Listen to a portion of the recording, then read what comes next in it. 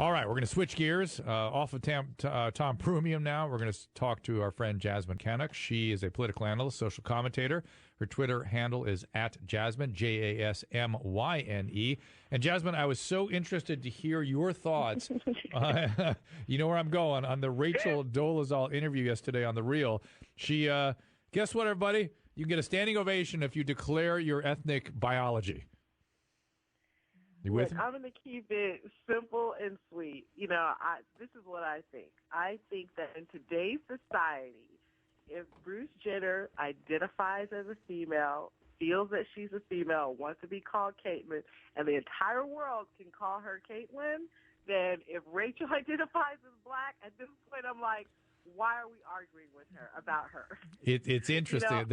I think that's a sound argument, right?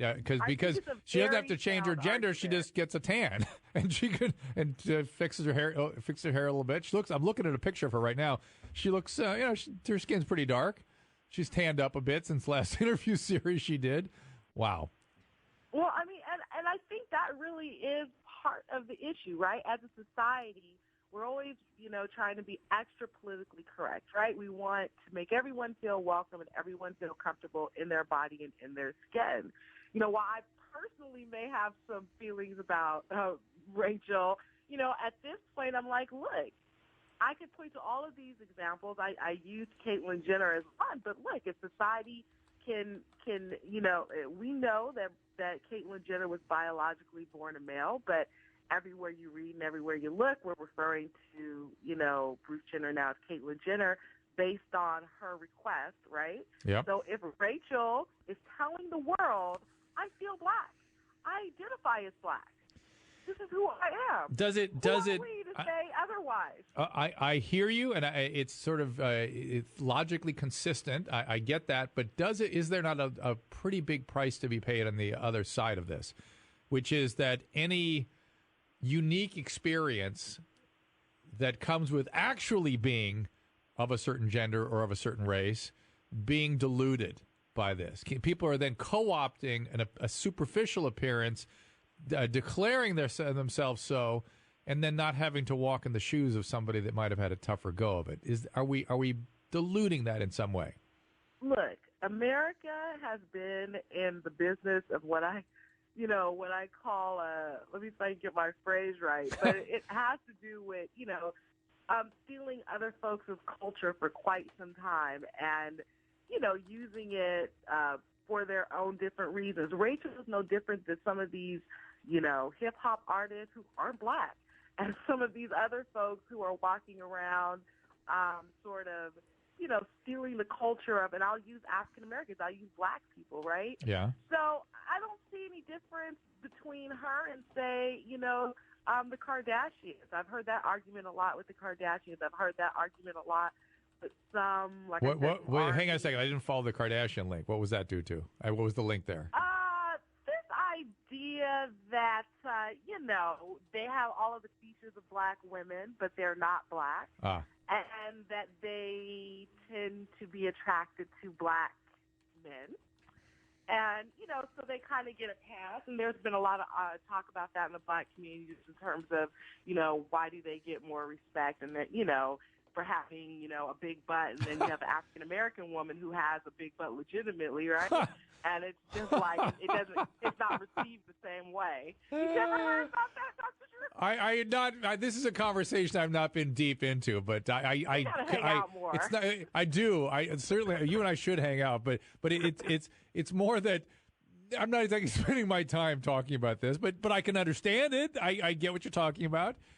Fascinating. It's this cultural society that we've developed. Again, like I said, we have worked very hard at being so extra politically correct that we create situations like Rachel Doleful. Yes, I agree with you. I think that is a very explicit analysis of where we've taken ourselves. And I think we ought to look around and decide whether that's good or not, because I'm not sure it's good. Where the real argument starts, because right? it's good. It's good from the standpoint of tolerance and equality under the law, and equal opportunity in the workplace, and no discrimination. But I don't think it's good from the standpoint of being in reality. I mean, mental health is defined, at least in my humble opinion, as being able to manage and accept reality on reality's terms, not insisting reality comply with my whatever. Now, by the way, I'm not taking aim at all at somebody with a gender identity issue because that's their reality. They have to contend with that, and how they do so is complicated. But when somebody declares a race or declares why don't I just say I'm a genius or I speak Swahili? I just declare it. And whether I do it or not has no relevance. Doesn't matter. And you can't question me. It's a weird thing when we're just saying people get to declare their reality and we all have to sit by and enthusiastically embrace. Right, and that is America in 2015. Jasmine, do you think that's a good thing? Seriously.